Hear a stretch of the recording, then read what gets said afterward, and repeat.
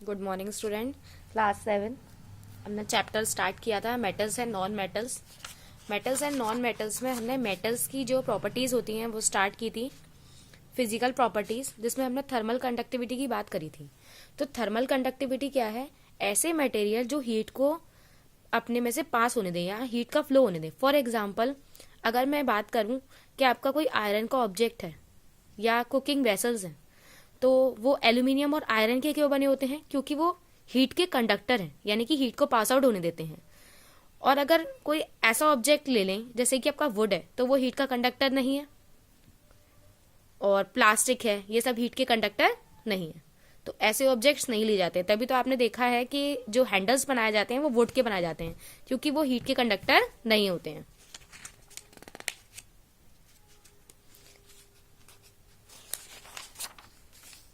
Next है हमारा electrical conductivity. Electrical conductivity क्या है? Electric wires from forms. Electric wire किसकी बनाई जाती है? कॉपर और एल्यूमिनियम की बनाई जाती हैं। जो मेटल्स होते हैं वो कंडक्टर होते हैं इलेक्ट्रिसिटी के, but silver is the best conductor of electricity. और सबसे बेस्ट कंडक्टर कौन है इलेक्ट्रिसिटी का? सिल्वर। नेक्स्ट है हमारा डेंसिटी। डेंसिटी क्या होता है? डेंसिटी बराबर होता है मास पर वॉल्यूम। डेंसिटी बराबर होता है, डेंसिटी इज इक्वल्स टू होता है, density is equals to mass per volume. Density is equals to mass per volume. तो यानी कि जो मेटल्स होते हैं वो जनरली उनकी डेंसिटी क्या होती है? ज्यादा होती है। और आपका एक एक्सेप्शन है, एक आपका मेटल है जिसकी डेंसिटी कम होती है, जैसे आपका सोडियम है, पोटेशियम है। इन सब की डेंसिटी क्या होती है? कम होती है।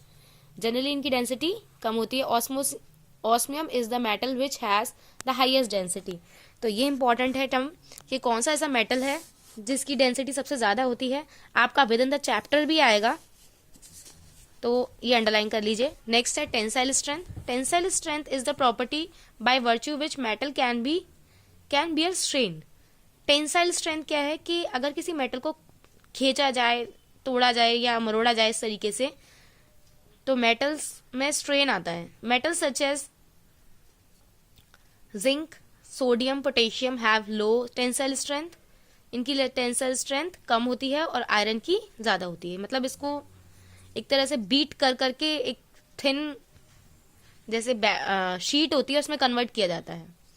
नेक्स्ट है सोनोरिटी। सोनोरिटी क्या है? You have heard the sound of bell and wind chime when metal stuck with hard material। जब भी मेटल किसी दूसरे हार्ड मटेरियल पर टकराती है तो वो एक साउंड प्रोड्यूस करती है। इसकी को क्या बोलते हैं? सोनोरिटी।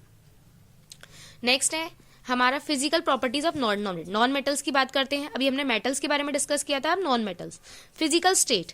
नॉन मेटल्स क्या होती हैं? जनरली ये सॉलिड, लिक्विड, गैस तीनों ही फॉर्म में हो सकती हैं। क्योंकि अगर नॉन मेटल हम बात करें, ऑक्सीजन क्या है? एक नॉन मेटल है जो गैस फॉर्म में एग्जिस्ट करती है।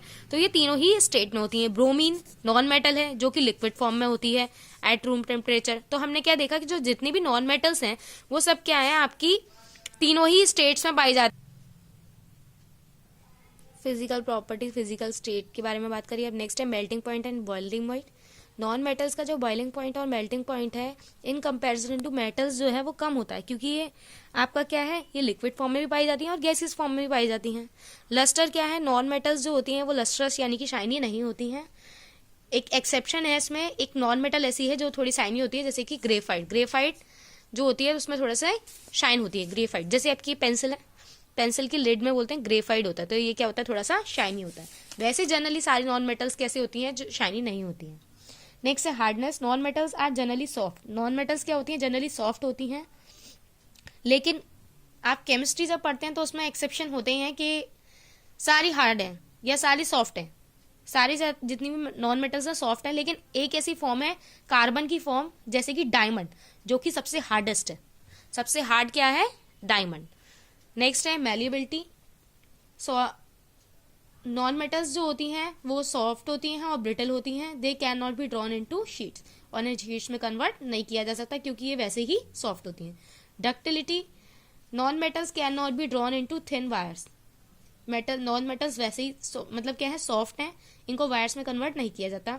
Thermal conductivity. Non metals are usually poor conductor of heat. जितनी भी नॉन मेटल्स होती हैं वो पुअर कंडक्टर ऑफ हीट होती हैं।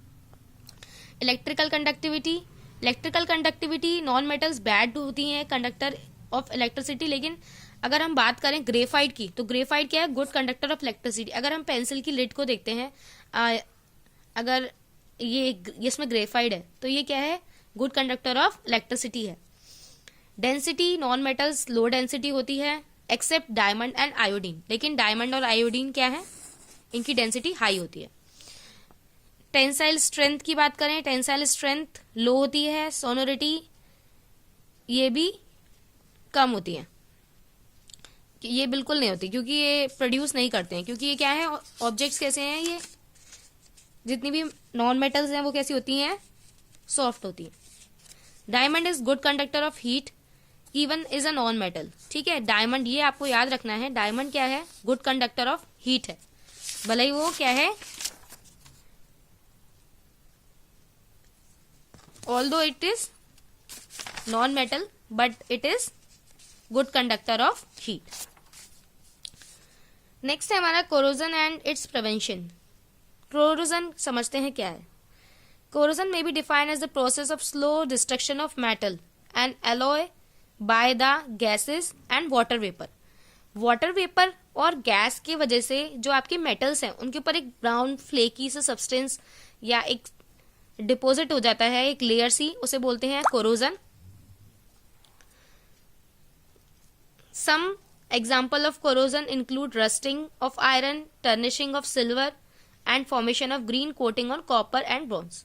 ये कॉपर की आपने देखे होंगे, जितने भी तांबे के बर्तन होते हैं उन पे ग्रीन कलर का एक सब्सटेंस जब जाता है, तो वो क्या है, कोरोजन है। वो किसकी वजह से होता है, कोरोजन आपका जो एनवायरनमेंट में मॉइस्चर है और ऑक्सीजन जो है रिएक्ट करके, अब यहाँ पर कुछ फैक्टर्स हैं जो कोरोजन को प्रमोट करते हैं। प्रेजेंस ऑफ इम्प्योरिटीज किसी सब्सटेंस में, और प्रेजेंस ऑफ इलेक्ट्रोलाइट यानी कि जब आपका वाटर बहुत ज्यादा सॉल्टी आता है, हम देखते हैं कि है ना वाटर के अंदर वाइट दिखाई देता है, या सी वाटर है तो वो इजीली कोरोजन मतलब उसमें ज्यादा होता है।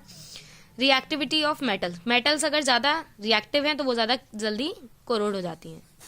एग्जाम्पल है आयरन का, आयरन ने ऑक्सीजन और एक्स क्या है, यहाँ पर एक्स अननोन है, कितने मॉलिक्यूल्स लिए गए हैं, तो ये रिएक्ट बना रही है और ये इसे क्या बोलते हैं, रस्ट। नेक्स्ट है प्रिवेंशन ऑफ कोरोजन। हम कैसे कोरोजन से बचा सकते हैं मेटल को, तो उसके बारे में हम पढ़ेंगे। उससे पहले एक और टर्म हमारा रह गया है, the greenest deposit on copper and bronze is due to the formation of what is a basic copper carbonate. Basic carbo, इसमें OH है इसलिए इसे बेसिक बोल रहे हैं, तो एक कार्बोनेट फॉर्म कर लेता है जिसके वजह से वो ग्रीन सब्सटेंस उसके ऊपर डिपॉजिट हो जाता है। नेक्स्ट है टर्निशिंग ऑफ सिल्वर। सिल्वर क्या बना लेता है, Ag2S, सिल्फर सल्फाइड बना लेता है, जिसकी वजह से वो आपका जो सब्सटेंस है सिल्वर पे ब्लैक जो कोटिंग आ जाती है, इसकी वजह से ये कोरोड हो जाता है। नेक्स्ट है प्रिवेंशन ऑफ कोरोजन। हम कोरोजन को होने से कैसे बचा सकते हैं, बाई पेंटिंग। अगर हम कोई आयरन का ऑब्जेक्ट है उसके ऊपर अगर हम पेंट कर दें तो हम उसे कोरोजन से बचा सकते हैं। तो क्या होता है, पेंट करने से एक लेयर आपके एक बैरियर हो जाता है, जिससे कि जो वाटर है और जो एयर में ऑक्सीजन है वो आपके जो आयरन का ऑब्जेक्ट है उसे अफेक्ट नहीं कर पाती। नेक्स्ट है ग्रीसिंग क्या है, अ कोट ऑफ ऑयल और grease protects metals from corrosion by forming protective layer. Greasing आपने देखा होगा, ऑयल ग्रीसिंग करी जाती है जिससे कि क्या होता है, जो कि एनवायरनमेंट की ऑक्सीजन और मॉइस्चर से आपके सब्सटेंस को प्रोटेक्ट करती है।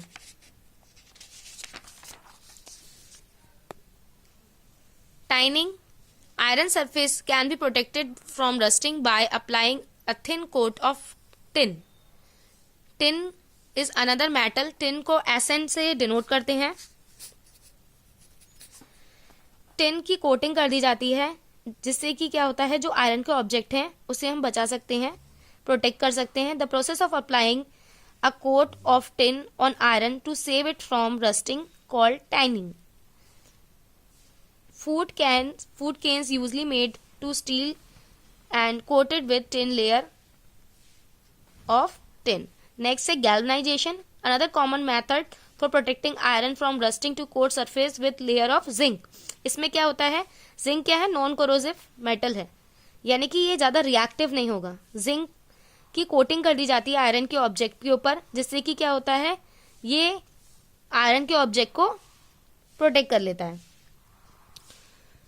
Electroplating, iron and steel are protected from corrosion coating with a layer of tin chromium using a process electrolysis। Electrolysis process का यूज करके हम जो आपकी आयरन और स्टील के सब्सटेंस है उनके ऊपर कोटिंग कर देते हैं क्रोमियम और टिन की, टिन या क्रोमियम में से किसी की भी, जिसकी वजह से आपका क्या होता है, आपका आयरन को हम सेफ रख सकते हैं।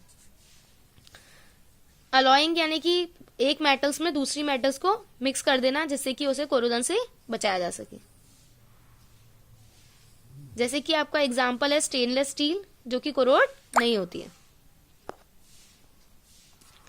नेक्स्ट है uses of metals and non metals. Metals and non metals के यूजेस हैं, आयरन का use, copper and aluminium, zinc, gold, आपके जितने भी मेटल्स हैं उसके यूजेस दिए गए हैं कि उनके क्या क्या यूजेस हैं। जैसे कि आपका फॉर एग्जांपल गोल्ड है, गोल्ड का यूज ज्वेलरी, क्योंकि शाइनी होता है, इसे ज्वेलरी में यूज किया जाता है। It is manufacturing of electronic devices as gold amalgam is use in dental fillings. आपके जो टीथ होते हैं उसमें फिलिंग के लिए भी यूज किया जाता है। और यहाँ पर मेटल्स एंड नॉन मेटल्स दोनों के यूजेस दिए गए हैं। नेक्स्ट हमारा मेटलॉइड्स पढ़ लेते हैं। मेटलॉइड्स क्या होता है, मेटल्स एंड नॉन मेटल्स के बीच की जो स्टेट होती है उसे बोलते हैं मेटलॉइड्स, यानी कि जिसमें मेटल की भी प्रॉपर्टीज हों और नॉन मेटल की भी। फॉर एग्जाम्पल हमारा बोरोन, सिलिकॉन और जर्मेनियम, ये सब क्या है, नॉन मेटल्स, और मेटल्स की बीच की स्टेट है मेटलॉइड। ये सब एग्जाम्पल हैं मेटलॉइड के और इनके यूजेस दिए गए हैं। बहुत इंपॉर्टेंट है ये सारे यूजेस, आपको अच्छे से ये यूजेस रीड करने हैं।